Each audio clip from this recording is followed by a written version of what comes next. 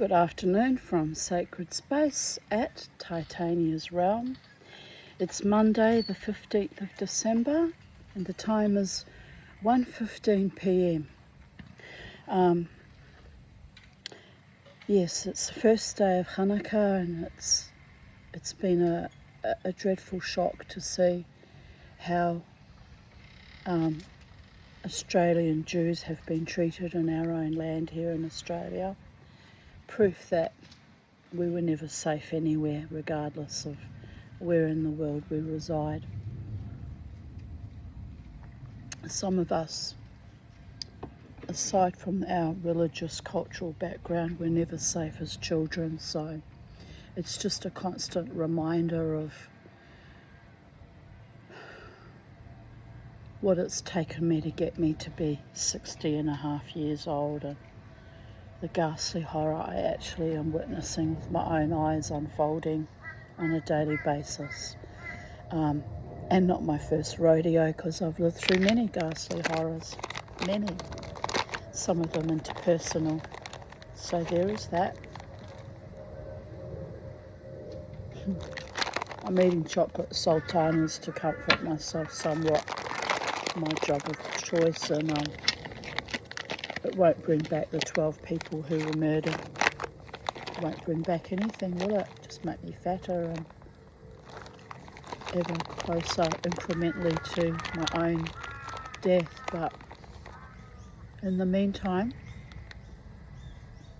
we're celebrating life by sitting out in the beautiful Sacred Space garden here at Titania's Realm. I'm watching the scrub turkey harass little Bo. He wants something to eat. I might actually give him something to eat since he asked so nicely. And I thought I would continue on with reading How to Be a Viking. Why not? Wearing my Viking ship earrings. It is possible to be both a Jew and a Viking, although a tad unusual, but merging and blending of cultural motifs of heroism and warrior goddess ship is a thing with me. It's how I survived my progenitors and the monsters that came into my life from my Jewish community, and the monsters that arose out of the music scene too. Never ever letting the false treacherous bastards grind me down. Setting up women to stick fingers in me is one fine example. Dirty bastards. But anyway, here we are, people of Earth, eating sultanas and kind of laughing at the absurdity of all the people that thought they could destroy me. For what, actually? Going dancing, trying to live my best life and have some semblance of joy and healing and triumphant reclamation of my spirit. That's what they really don't like. Me just merely staying alive. Well, fuck you. Here we are, babies. Fought long and hard for this very moment. Just be back in a moment. I'm just going to give Turkey some seeds. Come on, boy. I've got something for you. You're a good boy. You're a very good boy. Mama loves you.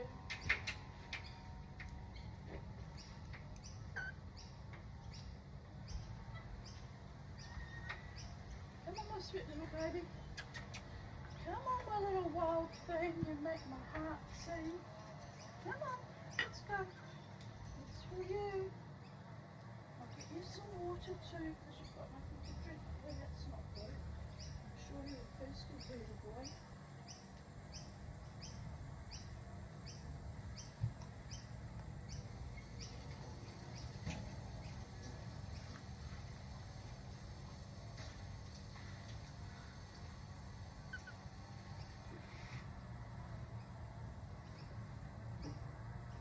There we go. Feel better now? That's better, isn't it, my love? It's a hot, very, very hot day. It's incumbent on me to look after the ones that can't look after themselves, the wild birds and creatures that come to this sacred space garden, and he's happily eating the seeds. And right, so here we are. It's a beautiful, bright, a blessed day. Yesterday, before the terrorist attack happened, was actually a very spiritual day, and I had some very interesting and quite lovely encounters. So it's not all lost, people of Earth. There's still goodness and beauty and righteousness and holiness and decent people out in the world. Chapter 3. Feast like a Viking, the world of the mead hall. A Viking feast is a chance to be with friends and family, to share stories and to renew oaths. In the north, nights are long, and if there were no laughter or music, folk would go mad. Hospitality is very important to us Northlanders, and many wise sayings speak of what good hosts must do. When receiving guests who have wandered far, the crow's competing for his seeds now. Oh, you want some seeds too, Mr. Crow? But you only eat worms and bugs and meaty things. He's hot too, he's got his beak wide open. Oh, my darling. I've left the bloody door up. My door no longer automatically shuts. Let me see.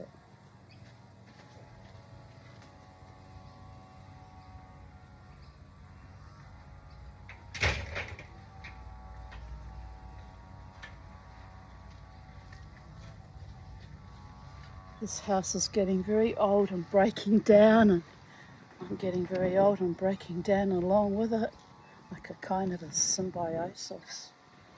But, you know, I'm grateful to have a roof over my head and food in my belly and enough food to share with the birds.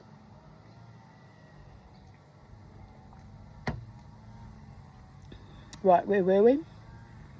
When receiving guests who have wandered far, offer them food, comfort, and a seat by the fire to warm their frozen feet.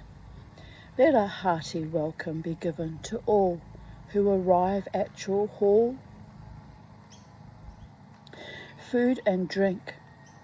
To live a long life, Vikings must eat a wide variety of meats, from birds to bears and from seals to sheep. All meat is enjoyable if it is well prepared. We Vikings are best known for our salted fish and our honey wine called mead. Music. Whether you play the lyre or the flute, or even if you just sing with joy, make music.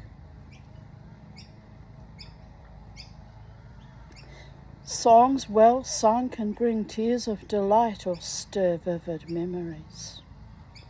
They should bring honour to those who hear them and to those who are remembered in them. Indeed they should.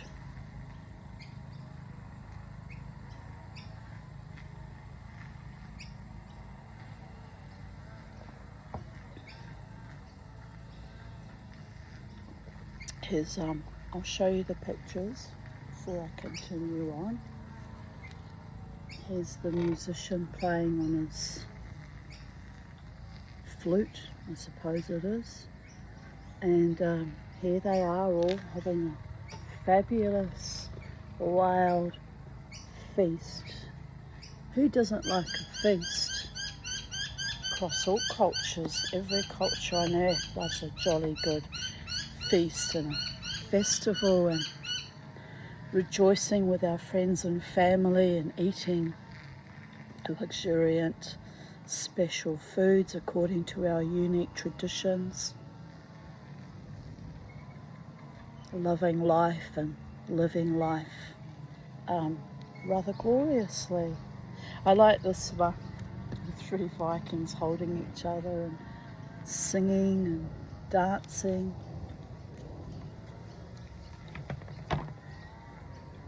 We Jews are the same, by the way. Love to sing and dance and flesh.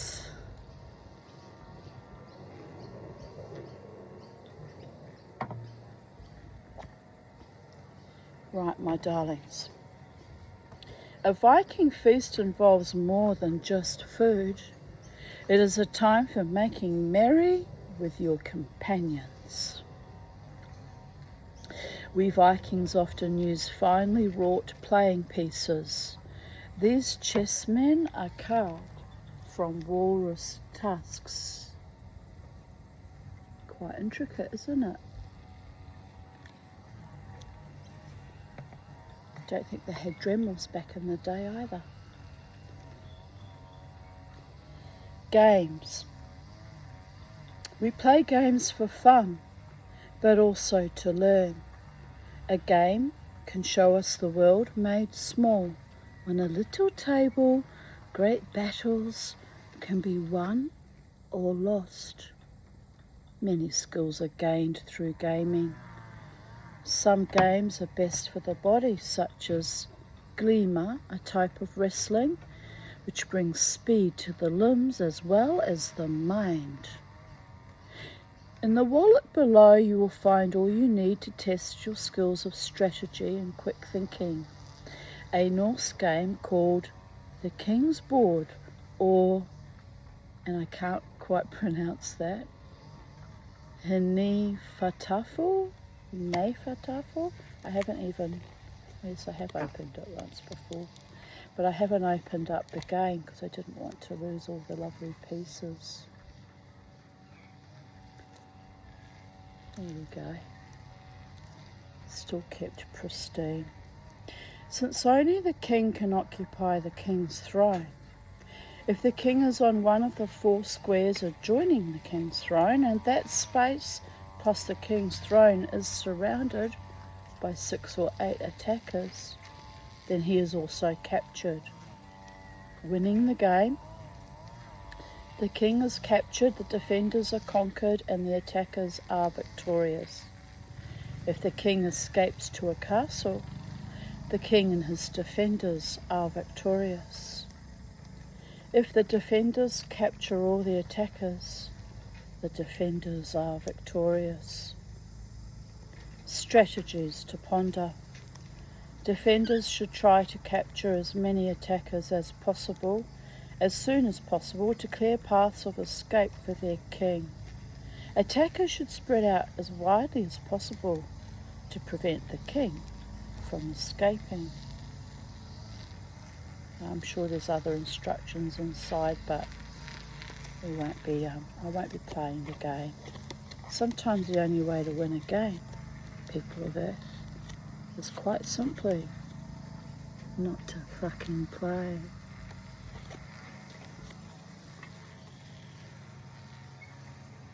Need some more water, don't I, my darlings? I need some more water. I need more than water, but it's a hot day and water will suffice to keep me alive and rehydrated and comfortable. Alright, my darlings. L'chaim. To freedom fighters everywhere, to life, to owning your own soul.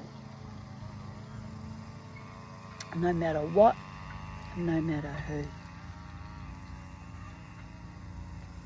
It's probably what makes me one of the most amazing and dangerous women you'll ever meet.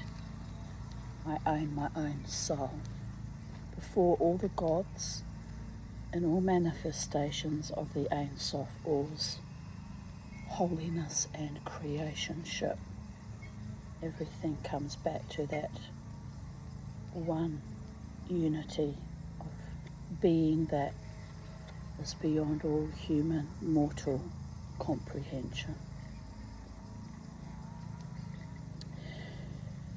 Hearth wisdom. I wrote yesterday morning that it'll be the best Hanukkah ever. Every time I write it's going to be the best, holiday ever. It ends up being tainted by some evil fucking dog. But what can you do?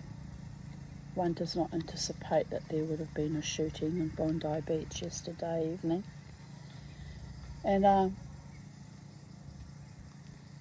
I guess in a way it's the best Hanukkah ever because I'm awake and aware to what's going on, and I will never cede and I will never quit and I will never yield to the oppressors, regardless of what culture or what religion they subscribe to. Hearth with wisdom. If you wish for friends to stand by you, good luck with that, people of Earth. Take heed of these words. Give gifts often, but be sure that the exchanges are equal. Try not to choke on that one.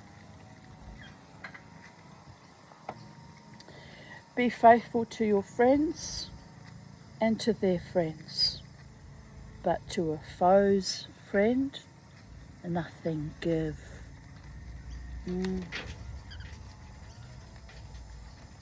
That's one I'll have to start abiding by. No gold may you have, but no man is poor who has a friend. This is true. No man alone knows joy.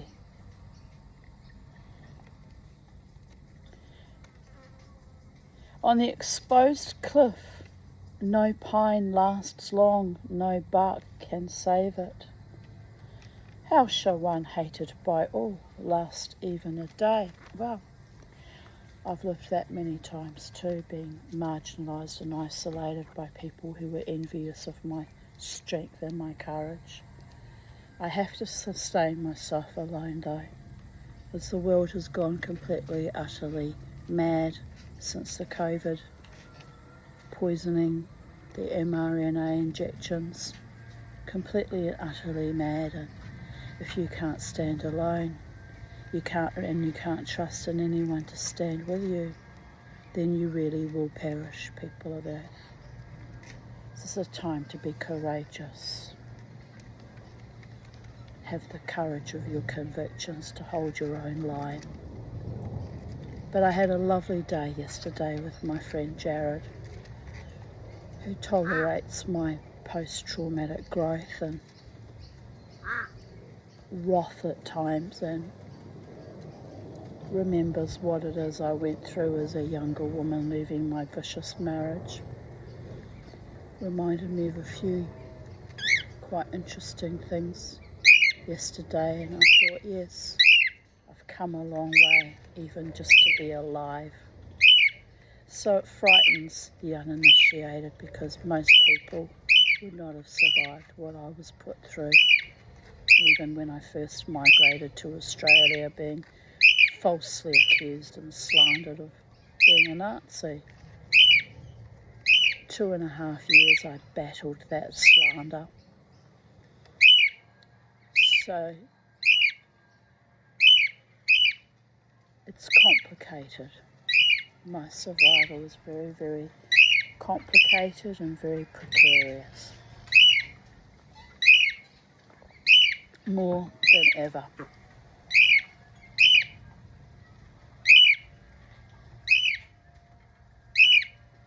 Little Bo, are you talking to the crows? Are you talking to the crows, my little handsome one? I can't see who he's getting agitated about. All right, calm down. You're all right. You're all right with the mama tea. We're safe here for now, in this moment anyway. Surrounded by a sea of enemies. Fucking ghastly. But on we go and on we go. Chapter 4. Arm yourself like a Viking. Heroic weaponry. We Vikings are feared for our strength and skill in battle. While some think weapons are only for fighting, the wise know that they can be used for less fearsome tasks. Your sword will cut the thorns from your path. Pardon me. Your spear will help you balance when walking upon the ice. Hammer and axe, while protecting you from trolls and foul folk, are also every farmer's friend, making short work of toilsome tasks.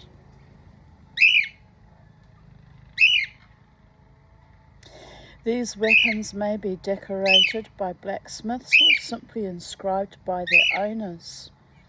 Images of beasts and carved runes will grant power to the one who wields the blade.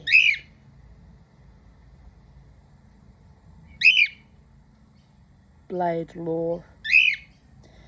Favoured weapons of brave heroes. Swords are often given by kings to their trusted noblemen.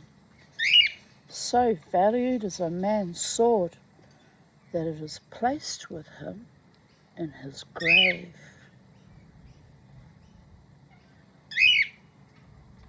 Viking swords bear two edges, both sharpened and dangerous. But know this, in a sense, all weapons have two edges, for as they cut others, so they may one day also cut you. Many other names given to our swords: war flame, cutter, stinging serpent, and the wolf of the wound are some. Axes. Everyone owns an axe. There's nothing better around the farm for all manner of work. In war, likewise, they find their use. Their terrible names make clear how well they waken from their slumber to the cry of war.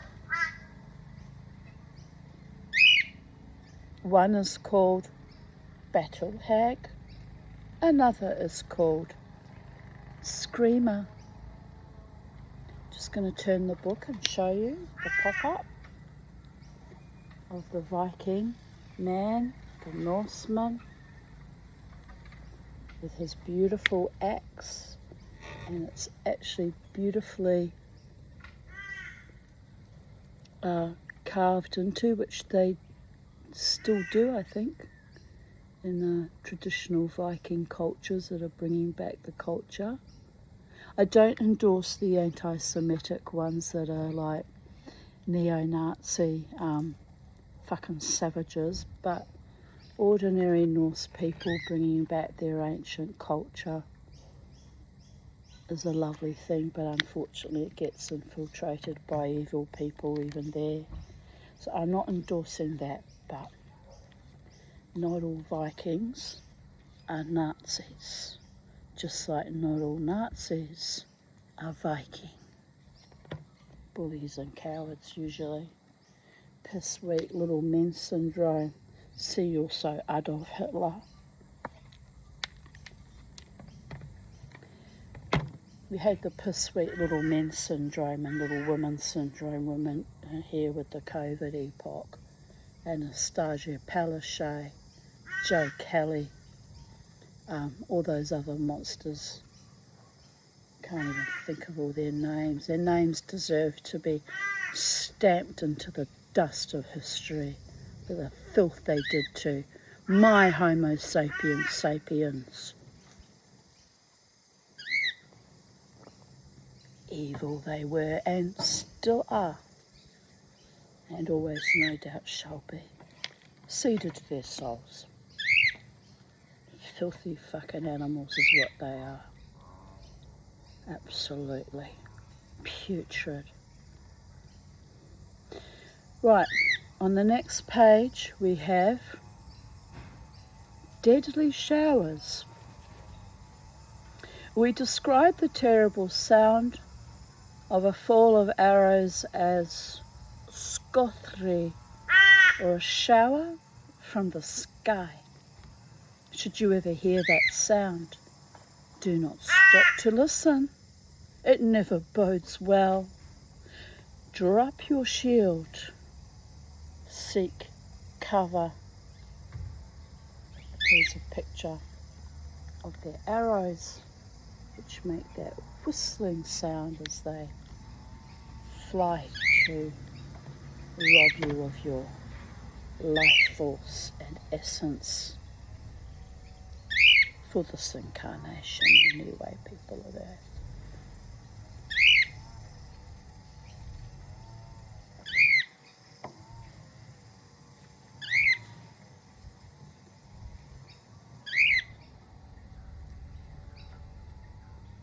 Just going to spritz my boys again.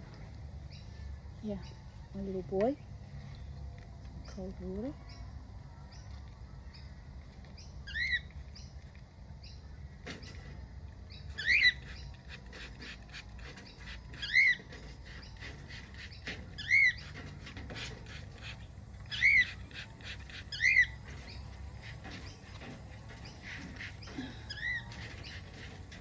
Hear me? Come on. Bo likes it. Bo realises it's refreshing. There we go, little handsome boys.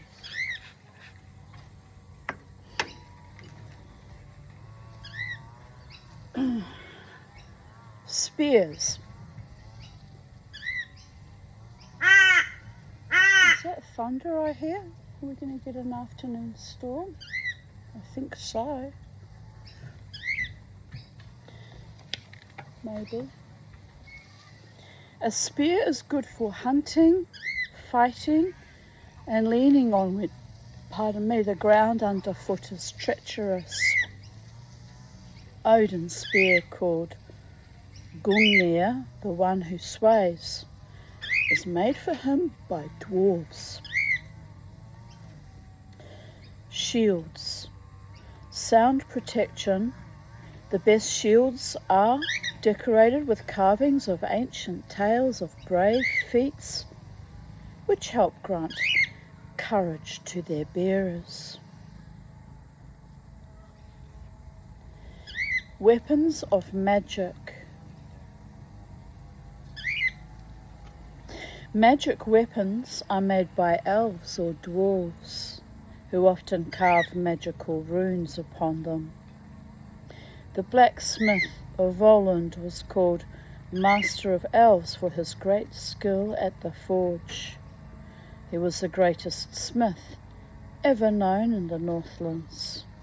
Magic weapons carry great power, but do not always help those who wield them. Beowulf. When the great hero Beowulf fought the monster Grendel's hideous mother, he wielded the sword Hrunting, said to be invincible. Unfortunately for Beowulf, his bright blade was turned away by her evil power. Luckily, he found a sword made by giants in the monster's cave, and he used it to take away her head. The blood of the monster melted the sword's blade, and Beowulf brought the hilt away as proof of his victory. And here we have a tiny little book within the book, the story of Hereford. Shall we read it, people of Earth? Why not? We've got time.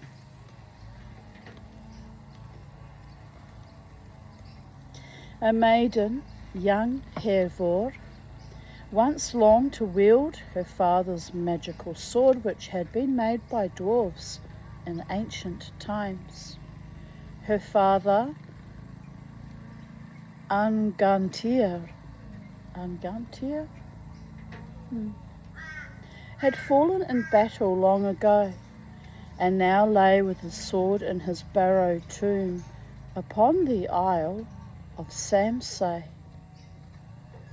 At twilight, Hervor rode to the island and saw bright flames dancing above the grave mounds. Standing by their barrows, the dead watched her walk to her father's resting place. At his daughter's arrival, old Angantyr began to stir within in his earth house.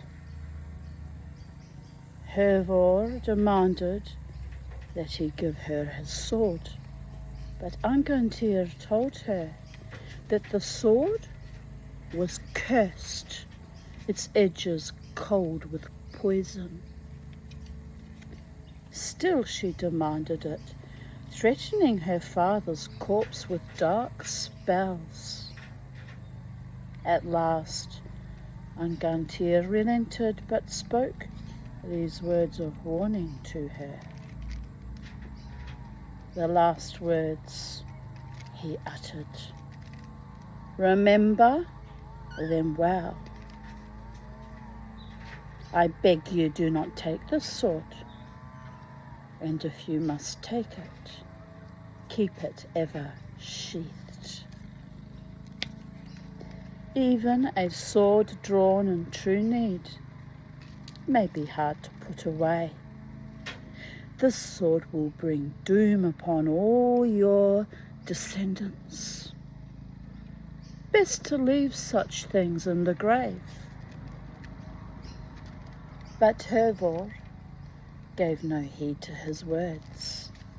She took the sword from his brittle hands and left that place with no thought for her children, no thought for the troubles that the black blade would bring. Her father returned to the shadows. For many nights fires burned above the houses of the dead. Whenever you come to a doorway or some new place, open your eyes.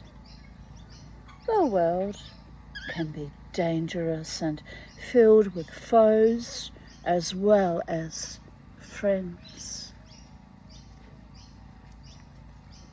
Be ready to defend yourself, but remember that better than even the best forged sword are the wits you were born with and the wisdom of your ancestors.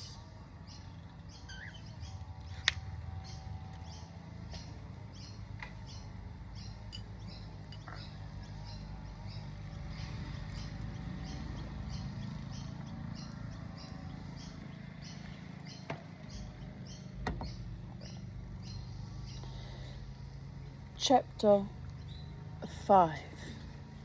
Speak like a Viking.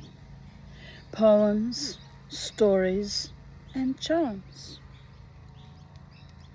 In the Northland, every man, woman, and child, and even the gods, are judged by their words.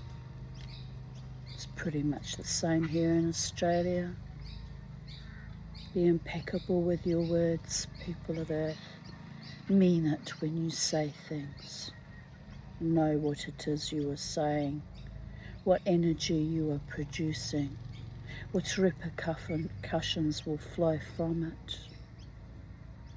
Don't tell people you love them when you do not, when you seek to destroy a woman. Don't expect that same woman to go quietly and silently into the darkest night of vilification and othering and sexual abuse and viciousness and slander and condescension and patronisation, marginalisation and isolation. I might willingly isolate myself to seek peace and safety. But when others do it to me, there will be such a blazing war that the blood will run cold in your veins. People of Earth.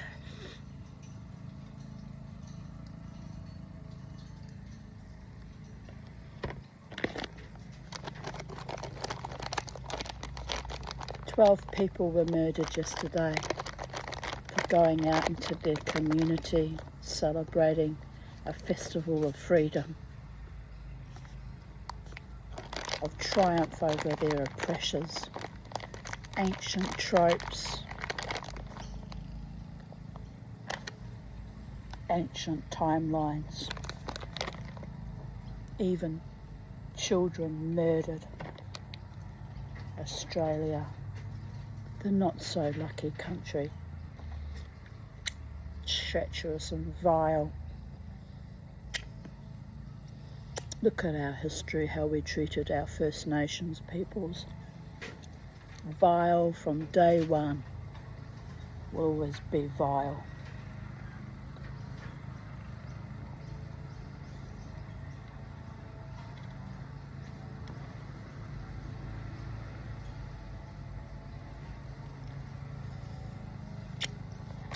Just going to pop this back in the fridge.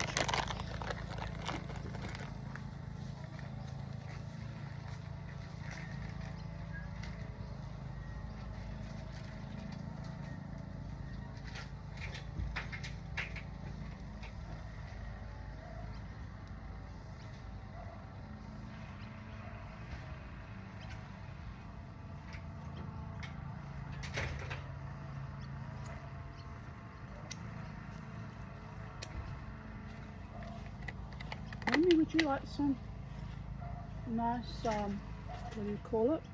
What's the word? Blueberries.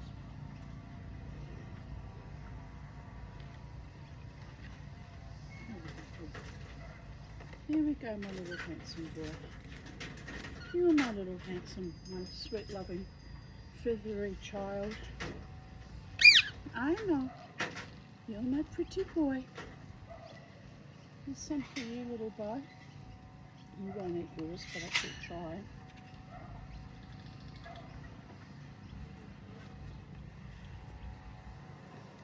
Right. Got cold blueberries out of the fridge instead. And I think we shall have another glass of water. I've cleaned the little bird bath and filled it up with fresh water. Mr. Crow is drinking out of it happily. He's a beautiful bird. So there is still beauty and love and light in this human existence anyway, but we have to fight for it and hold it precious and wrest it back from those that would like to turn everything ugly and rancid and evil and destroy all that is good in our world.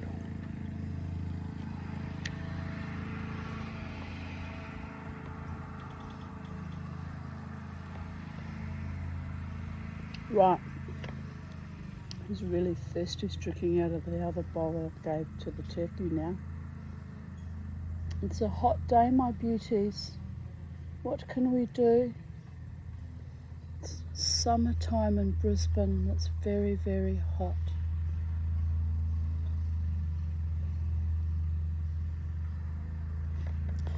In the Northland, oh, yes. Let me read that again. In the Northland, every man, woman and child, and even the gods are judged by their words.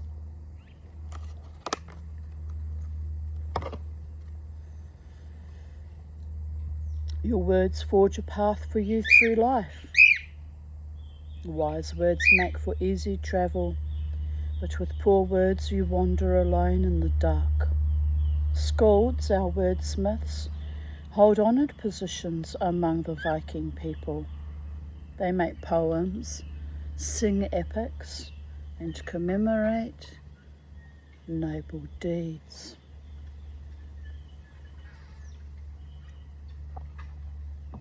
They advise chieftains and kings, are welcome in every home, and are richly rewarded for their cleverness. Above all, they are respected for the power of their words. Indeed.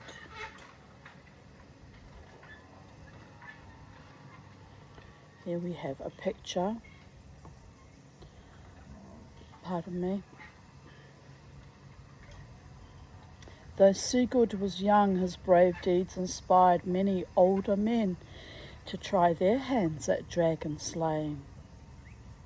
Most didn't fare as well as Sigurd. Here he is, slaying a dragon.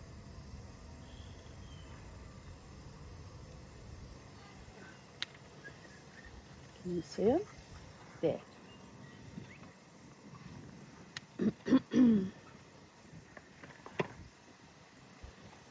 The best place to kill a dragon, according to the Hobbit, is in the soft, unprotected underbelly. Remember that, people of Earth, in case you should ever meet a dragon and be in a situation where it needs to be slain. Go for the soft, unprotected underbelly. May you never need to do such a thing, though. Killing things is a terrible, terrible thing to have to do. You should take no delight in it, ever. A skald captivates his audience.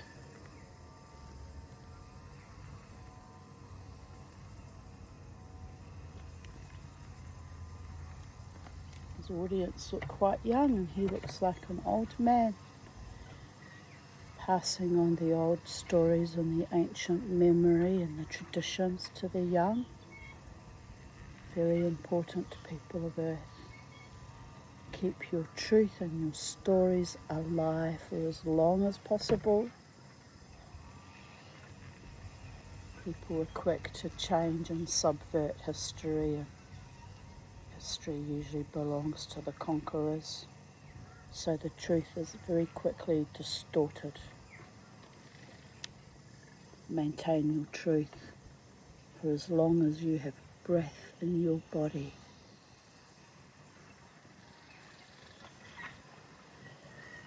Tales of heroes. We tell tales of great heroes to inspire great deeds in ourselves.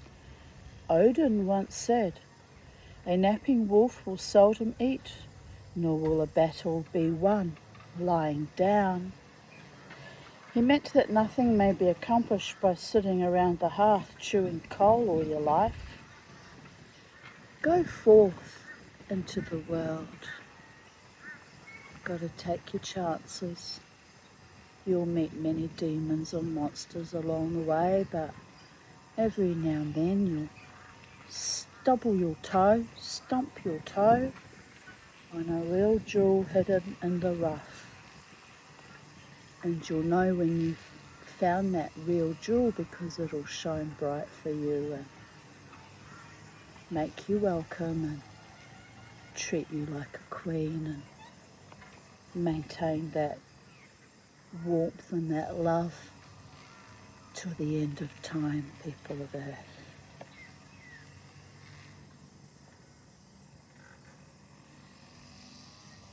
I know who my jewels are.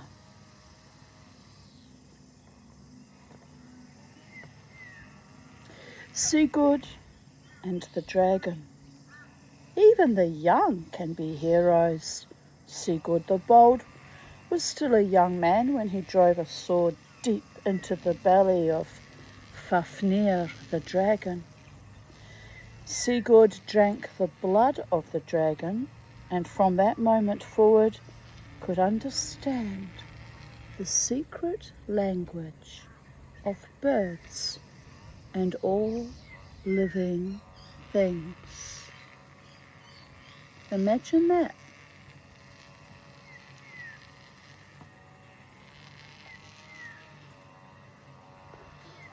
Scathing words.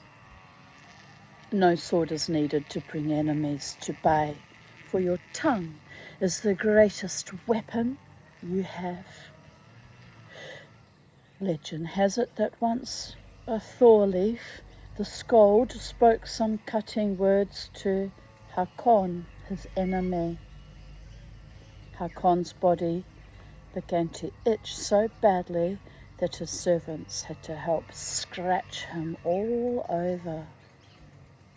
And then weapons began to fly from the walls, falling upon Hakon's warriors. Hakon fainted and awoke to discover that his beard had fallen out, along with half his hair. Such is the power of words.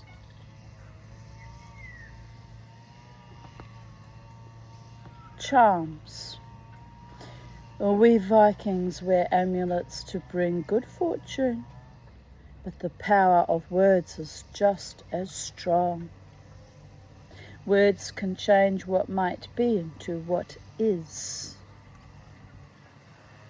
Spoken charms, called Galdr, have a powerful ancient magic.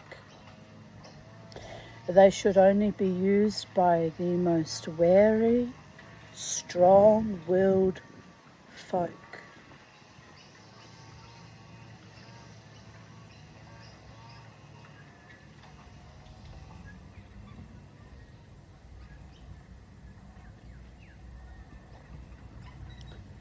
A charm for releasing captured warriors. Once the shield maidens of Odin set forth, flying here, flying there. Some wove tight bindings, some held back the horde. Others cut loose the bonds from the brave. Fly forth from your fetters. Be free from all foes. Fear nothing and no one, not even death, which is a transitional process, comes and goes like waves on a beach. So many incarnations, so little time. For eternity though, on and on and on and on. Same faces, different role playing. Same enemies, same lovers. Sometimes true friends, sometimes potent enemies. Gets carried on like a spiraling triskel, like a resonance for eternity, until someone, very often the Tanya, says, no, enough already. Wish me luck with that though.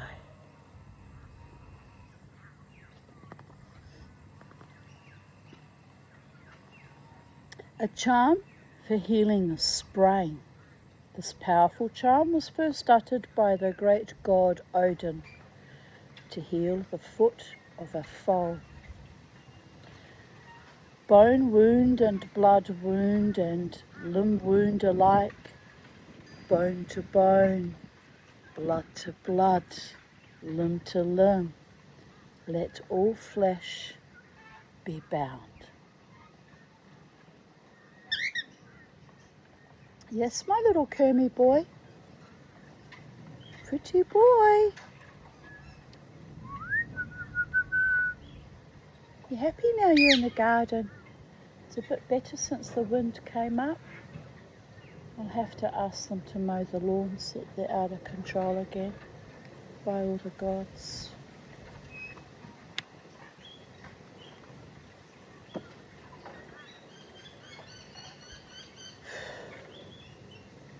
Chapter 6. A Write Like a Viking, Norse Runes. Oh, wait a minute, did I forget to read something here? Yes, I did. Yes, I did forget. We're back in chapter 5. I forgot this little pop-up here. It's very pretty, isn't it, how it's decorated?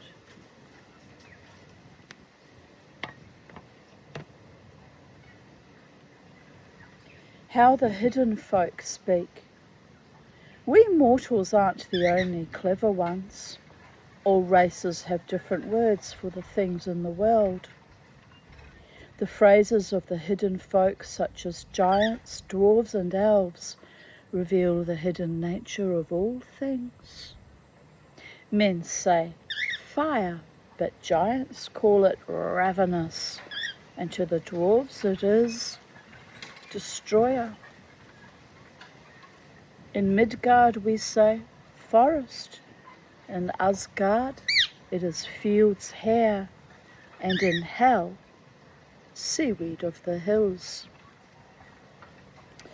To the giants it is flame feeder, and among the elves, the bright branches. Now go forth and write some kennings of your own, once you are able to find words within words. Your wits, then shall your wits be well forged. I missed a page here even so. By the gods. Well, I'll finish this page and then I'll go back to the beginning that I missed. Use your wits. Swords are grand things, but your wits can be sharper than the brightest blade. A person who sees the world as a poet does is someone to be reckoned with. Your wits can be profitable too. If you compose a poem in praise of a king, he must pay you. Once Egil Skallagrimsson sat prisoner in a cold cell, waiting to be executed in the morning by order of the king, Eiríkr Bloodaxe. That night, Egil composed a heroic poem filled with compliment for the king. In the morning, he recited the poem from memory. It was so well received that Eiríkr granted Egil his freedom. So you see, even the darkest fate may be banished by a skald's bright wit. Speak like a skald. You must learn to speak like a skald, with grace, with wit, and with well-honed phrases. Or who will remember your words? Kennings. Kennings are the chief work and weapon of the skald.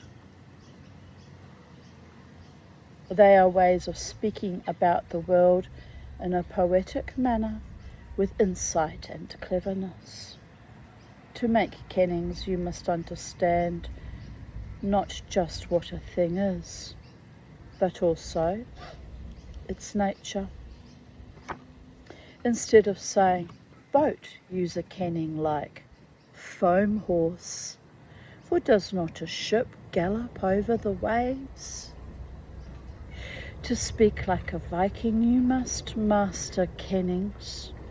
So you should always be thinking about the special qualities of things and about how one thing is like another. See the world as a poet sees it. Here are some more for you to study. Brow stars are eyes. The breaker of trees is the wind.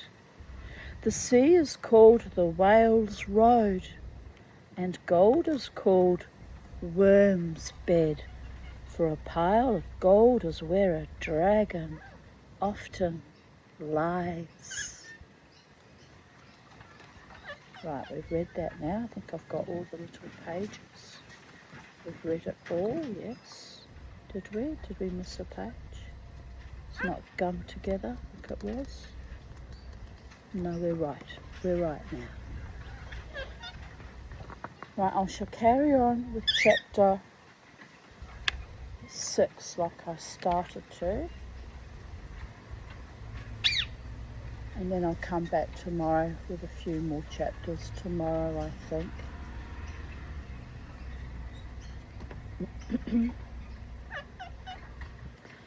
Talking to Mama. Are you talking to Mum? Say hello, Kermie. Hello. Hello, little bird. Ooh. What's going on, Mr. Kermie?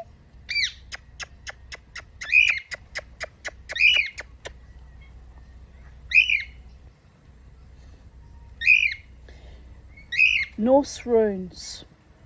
Runes are the letters that we Vikings used to write with. As well as being letters, they are also powerful magical symbols. Runic knowledge is often passed down through the generations. This lore once belonged only to the gods, but they shared their knowledge to enlighten mortals. When we carve runes, we call upon the gods and spirits of the earth to help us hold the world's darkness at bay. Some folk can carve frightening runes. Even giants tremble at the strength of such spells. The power of runes should be both respected and feared.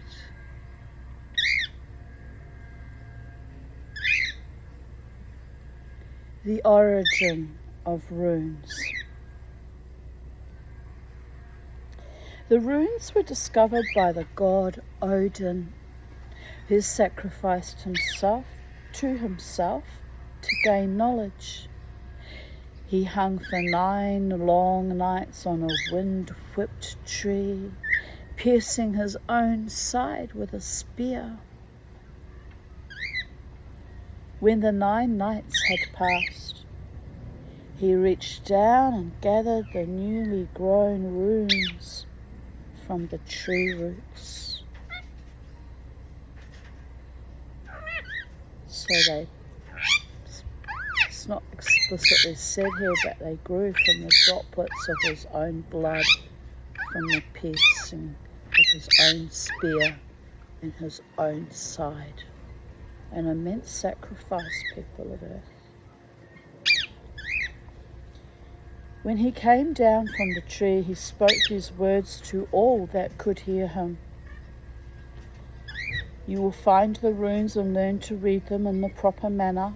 Strong spells, mighty charms, written by the wise, made by the old gods. Odin's hard-won wisdom.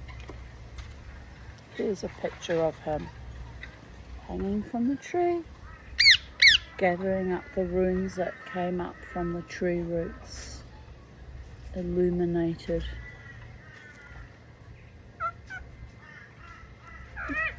Oh, you're talking to me, handsome boy. You're a happy boy now. It's not exactly cooler in the garden, but at least you've got the breeze. Yes, I know. Look at you.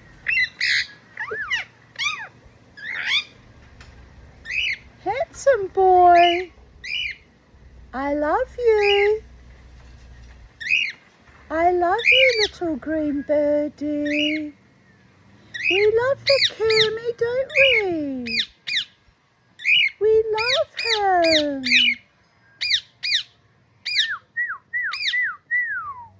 What about you, Bobo? Oh, he's getting very excited.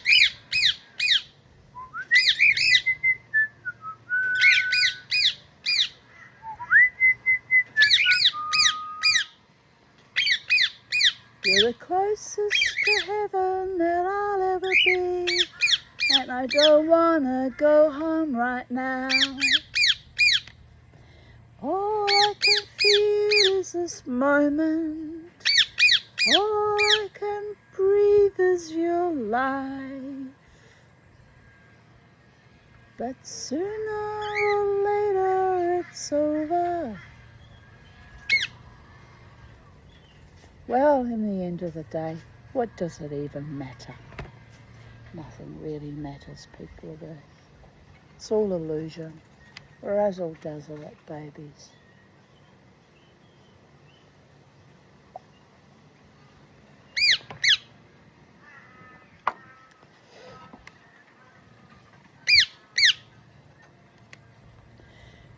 Runes can be carved on wooden staves or charms to bring good fortune. I made a couple of runes and sterling silver beads for Paulie from Alter Egos, for his healing and for his empowerment, for his courage, and remind him of his own innate magic.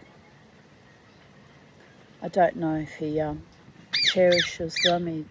They were designed to put in his bed, but he didn't want to wear them in his bed because he said they might flick him in the eye and, be a nuisance while he's strumming guitar. I appreciated that would be problematic, but I don't know if he ever used them, if he just threw them out or tossed them aside, as people often do with my gifts. But that's on them, people of Earth, disparaging my gifts. It's been a bit of a long history of that too, so I don't sweat it anymore, but they were magical runes given to him for his express personal healing, and I hope he got some good use out of them in some way. Blessed be, Paulie. No harm, no foul. My boy, I wish you well in life. Runes is magic. Runes can be used to make many spells, though most should not be tried until you are old and wise. Indeed. Got to know how to wrangle the magic and how to contain it sometimes. How to return the evil to the appropriate sources too. It's not wise to fuck with the Tanya, but they'll find out in due course, at the time appointed by the gods. Fools and knaves and very, very foolish, silly, ignorant men and women, some of them. They will find out. The Mama T just needs to enjoy her garden, her gods and her birds, and wait. It always gets back to me, the final outcome eventually.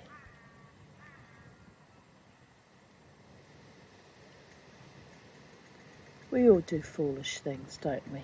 Even the Mama T. Trusting in other people and the innate goodness of other people, and finding out the hard way. 2 hearts and minds. Came as a great shock, actually. A great, great shock. And a long period of grief too, but I'm done. I'm done grieving over fucking misfit idiots. Done and dusted. Yesterday's attack on innocent Jewish people celebrating Hanukkah is a reminder not to suffer fools and misfit idiots. There's too many of them out there, you know, indoctrinated in more ways than one. So we must stand tall and courageously in our own power and suffer no fools.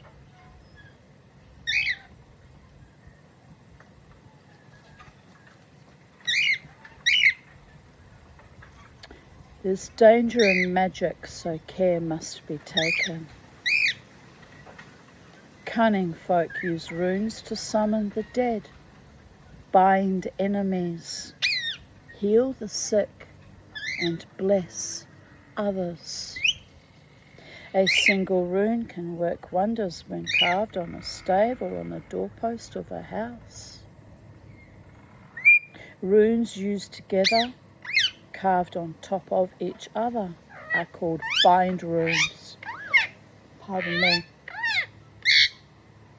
And can be the most powerful of all, Kermie boy.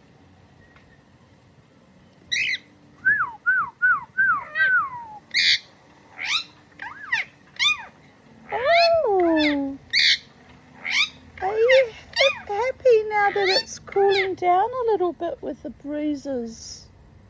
My beautiful boy. My beautiful, beautiful, handsome boy. I know.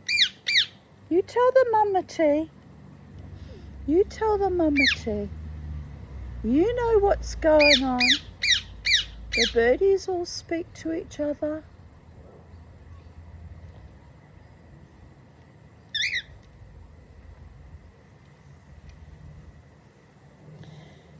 Odin's rune carving spree.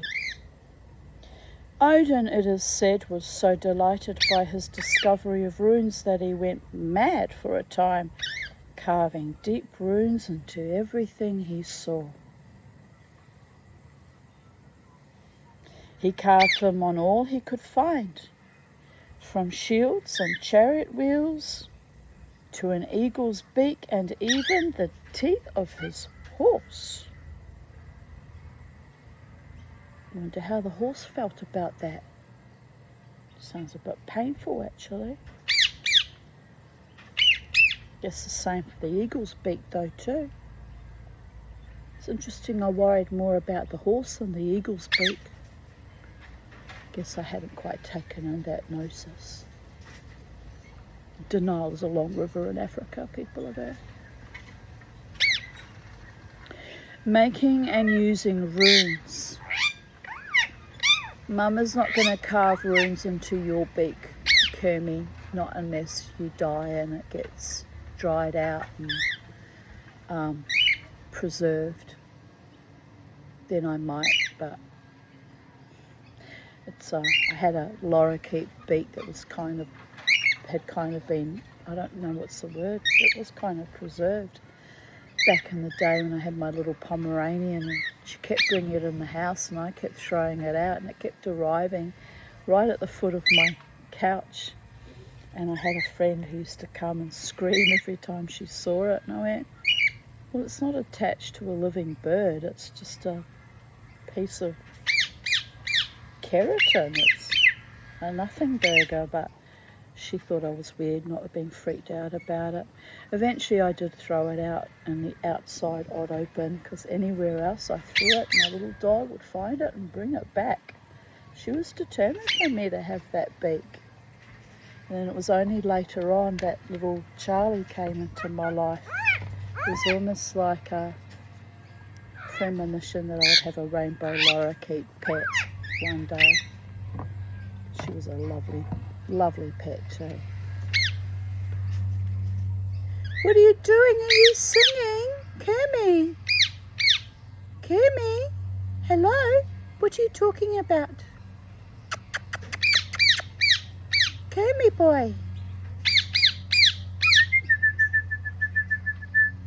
It's Hanukkah. Now we can legitimately sing the dreidel song I've been singing to you for 6 months, 7 months. Ready?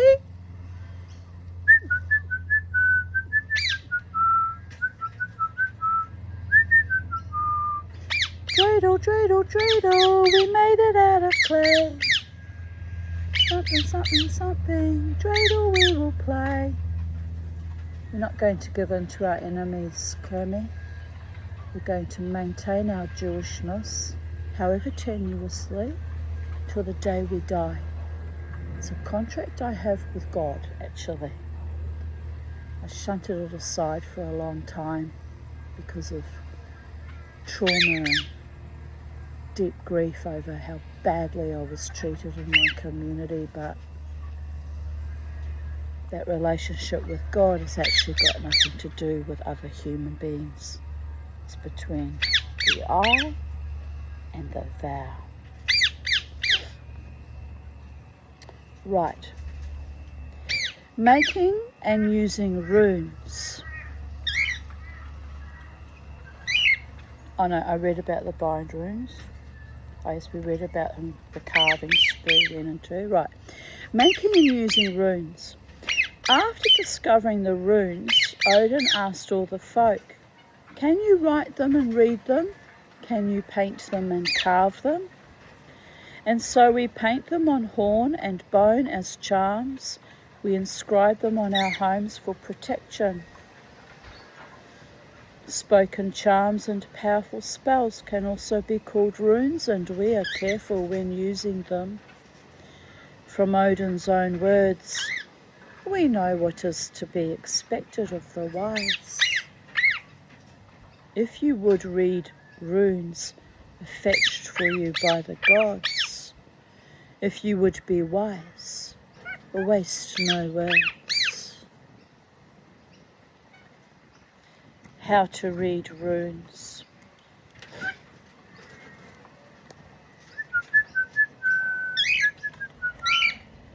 Every rune is like a jewel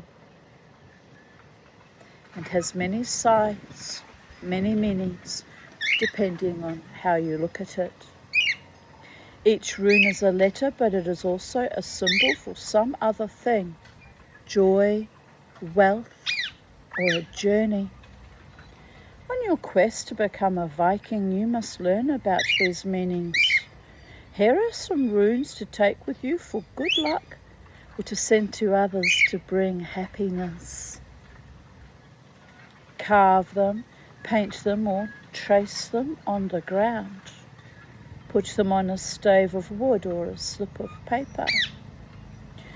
Say their names to bring their power to you in times of need. Fehu, meaning wealth.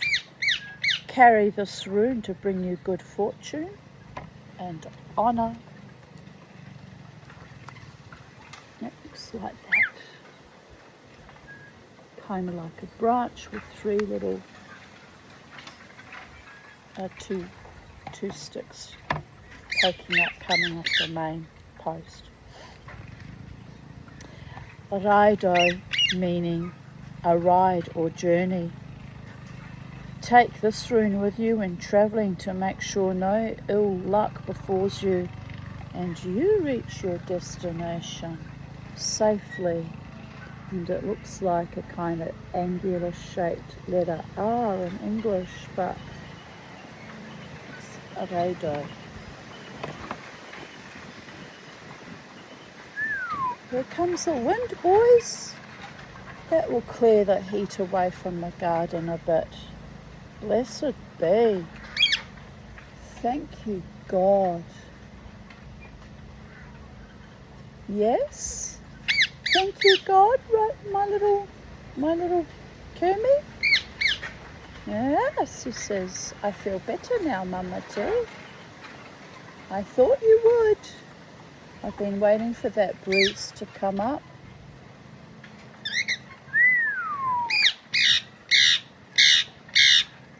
Oh, what are you doing?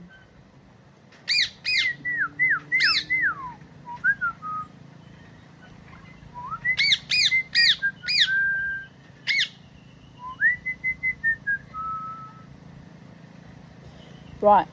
Throughout these pages I've left some inscriptions and runes for a young Viking of worth to decipher.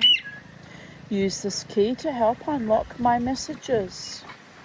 For example, the key shows our runes with their equivalents in Roman letters. Here's the actual key, but might be a bit hard for you to read, people are there.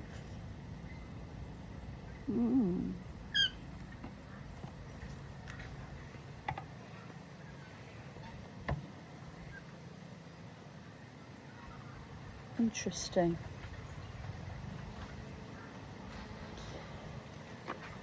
How to turn a troll to stone. Wish I had that art. Be a lot of stoned people around me though, by the gods. Runes can save you from any kinds of danger. Once a man kidnapped by a troll managed to escape and return home. There his brother taught him this rune spell which he sang at the troll to turn her to stone. She was a lady troll. Be stone and bring no ill to any folk. In your broad white smock stand you still as boundary a rock.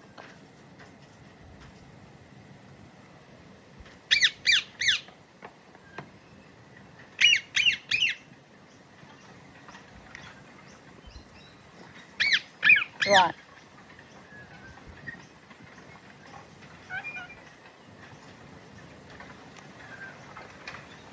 Or maybe one more.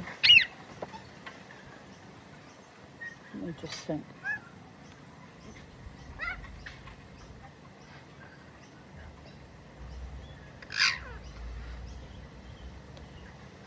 Yes, one more chapter. Just going to open this up. It's a beautiful treasure chest, and look what is inside. Can you see it? Yes.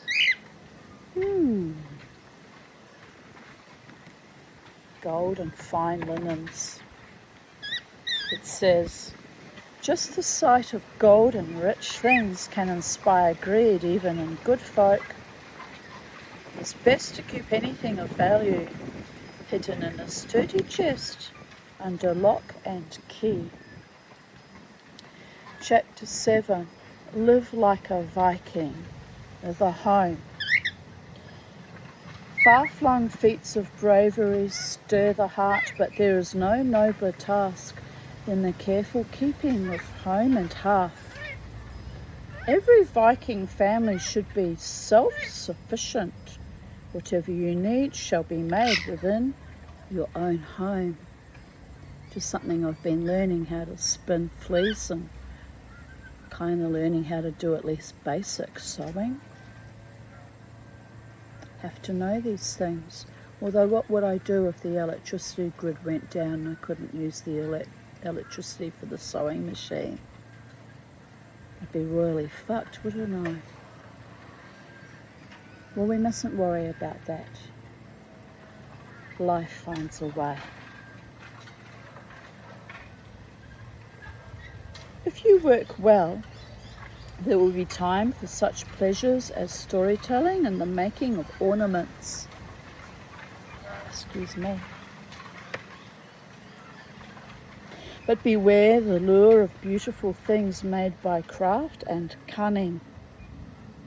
Longing for jewels and well-wrought baubles can lead to trouble.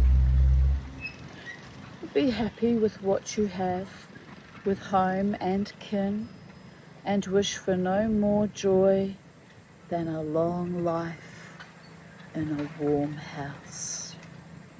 Although here in the subtropics in Brisbane, not too warm a house.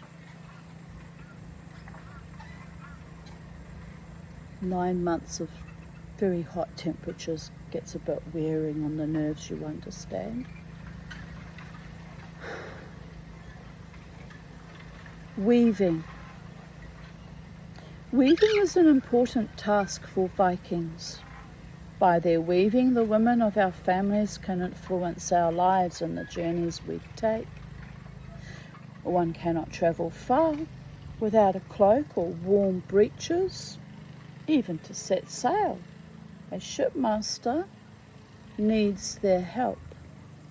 Otherwise, the sails, I've got it facing the right way. Good. Otherwise, the sails would never get made. Weaving, though a gentle task, is not an easy one, by the gods, it really isn't. Our mothers, sisters and daughters work on upright looms, so they spend long hours standing. The loom provides many necessary items for us Northlanders. So here's the roundhouse where they're living warm and joyous, not being fueled by greed and overconsumption and consumerist, corruptive, corporate, globalistic insanity. They're just living very simply and from things that they make, and enough food and a warm house in winter is happiness and contentment and peace. And here is the loom that we show. The women can't see it. Can't quite see it. Let's do it this way. No, we're in the shadow. Yeah, there's the loom and the treasure chest and toys. And what's on this side? Comb and some mother holding on to some kid that's about to run amok, as all children do across all faiths, cultures, traditions. Right. Toys. Carved horses and small boats make good toys and inspire stories of journeys. Viking children also love to play with other simple things. Wooden swords, bone or ivory game pieces, and cloth dolls. Houses. We build houses to resemble our world. A central pole holds all aloft like the world tree.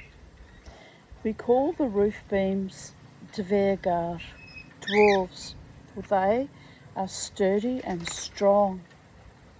Some people live in large communal houses, others in smaller homes.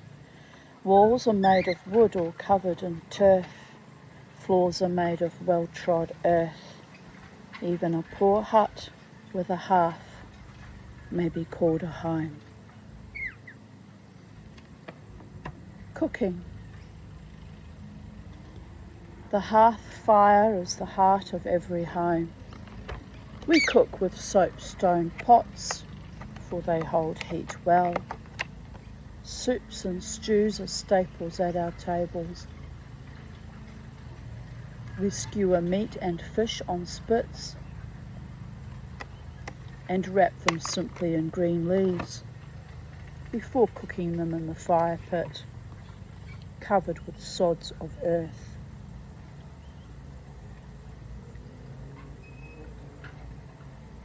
Most of our food is made on the hearth fire. Bathing. Northlanders bathe once a week, usually on Saturdays. We comb our hair and wash our faces every morning.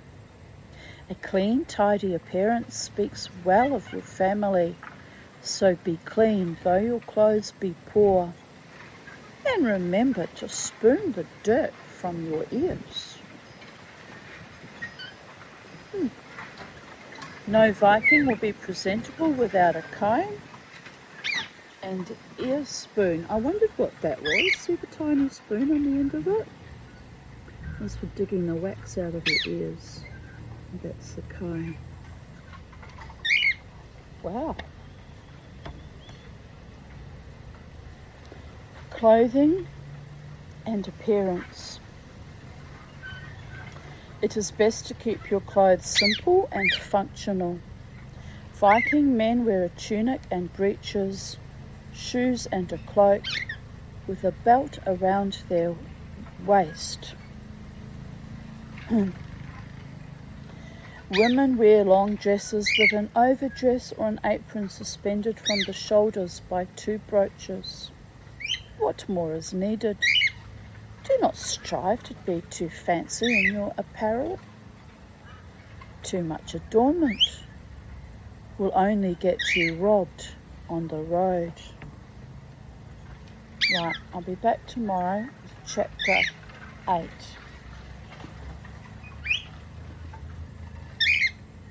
And wherever you are, here on planet Earth, in the space-time continuum, I wish you shalom, peace with the gods of your understanding, in communion with all that lives, all that is, was, and ever shall be, the Holy One in all manifestations.